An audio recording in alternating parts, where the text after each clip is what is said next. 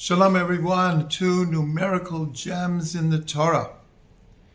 There is a verse in Psalms that says, Sod Hashem Lire'av.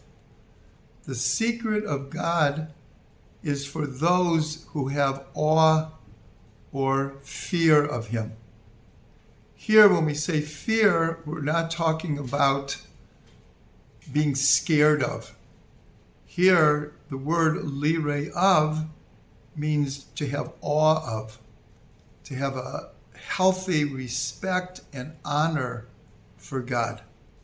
Sod Hashem lire'av. The secret of God will be given over to those who have awe and respect and honor for Him.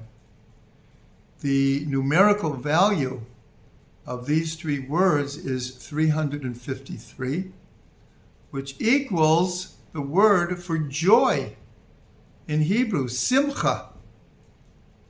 So here we could say the secret of God is given over to the ones who have awe and fear of Him, but the secret itself is to be in joy, to be joyful.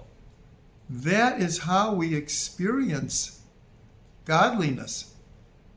When a person is depressed or sad or frustrated, it's very, very hard to have a God consciousness. So the secret of God is joy. But if we look carefully, there seems to be a bit of a either contradiction or a paradox here, because the words are, the secret of God are for those that have awe or fear of Him. And yet those words equal joy. This is connected to two verses in Psalms. One says, Ivdu et Hashem b'simcha, serve God with joy. And the other one says, Ivdu et Hashem b'yira, serve God with awe or honor and respect. But the truth is, these are not mutually exclusive. They actually go together very well, very harmoniously. That joy and awe of God really, really go together. The more awe and respect and the desire to honor God and perform His mitzvot and do His will, the more joy that it brings. So again, Sod Hashem lire'av equals 353. Joy, simcha. But if we take, we'll call it the complete, consummate type of joy, it's ha-simcha, like the joy. This we see in a very, very important gematria, where we say that the name Elohim equals 86, and it equals the word ha-teva, the nature. Teva alone is 81. Ha-teva is 86, which is Elohim.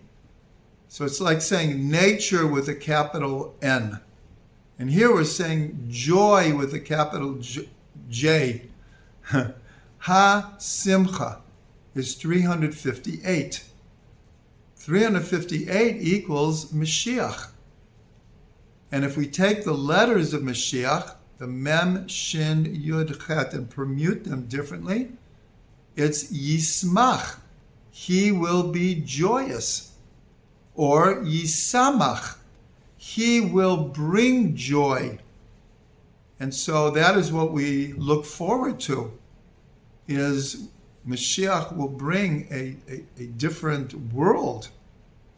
Of course, it's really God who's bringing a new level of consciousness. Mashiach is the messenger. Just like Moshe was the messenger to bring us out of Egypt, but of course it was God who was doing the plagues But Moshe was the vehicle, the instrument. Mashiach also. Mashiach equals Yismach. Ha-simcha, like the joy. It's as if until Mashiach comes, we won't have really experienced joy. And I mentioned Moshe in the blessing that Yaakov gives to his son Yehuda. Yehuda is the tribe from which the kings come. David HaMelech comes from the tribe of Yehuda. Mashiach ben David, of course, also comes from the tribe of Yehuda. So in the blessings that Yaakov gives to Yehuda, it's hidden messages about the Messianic era. And in the blessing it says, Ad Yavo Shiloh, until Shiloh comes. So Shiloh is a very mysterious name. It doesn't appear anyplace else in the Chumash. So who is this Shiloh? But if you take the gematria of Yavo Shiloh, Shiloh will come equals 358 equals Mashiach. If you only take the word Shiloh, Shiloh equals 345 equals Moshe. And this is what is by tradition spoken about Moshe. Hu ha-goel ha-rishon, hu ha-goel ha-acharon. He will be the first Redeemer, and he will be the last Redeemer. In other words, the soul of Moshe will be an important part of the soul of Mashiach, along with David HaMelech.